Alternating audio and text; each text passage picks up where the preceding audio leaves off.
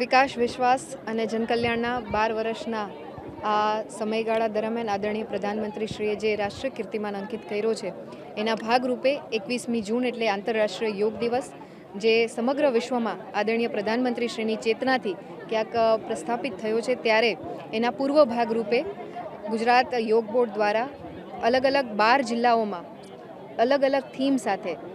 Pre યોગનું આયોજન કરવામાં આવેલું હતું, જેમાં જામનગરમાં સૈનિકો સાથે, દેશના જવાનો સાથે યોગના એક કાર્યક્રમનું ખૂબ સુંદર આયોજન કરવામાં આવ્યું, જેમાં ગુજરાત યોગ બોર્ડની તેમજ જિલ્લા વહીવટી પ્રશાસન તેમજ ડિફેન્સ સર્વિસીસની ત્રણેય પાંખો, એરફોર્સ, નેવી અને આર્મીના જવાનો સાથે તેમજ પોલીસ ડિપાર્ટમેન્ટના જવાનો સાથે આજે યોગ કરવાનો અવસર પ્રાપ્ત થયો, ત્યારે આ તકે હું યોગ બોર્ડ તેમજ જિલ્લા વહીવટી પ્રશાસન તંત્રનો ખૂબ હૃદયપૂર્વકનો આભાર માનું છું. સાથે સાથે જે NGOના માધ્યમથી બંધુ ભગિની આ કાર્યમાં જોડાયા છે, આ યોગમાં જોડાયા, એમનો પણ હું સવિશેષ આજની તકે આભાર માનું છું.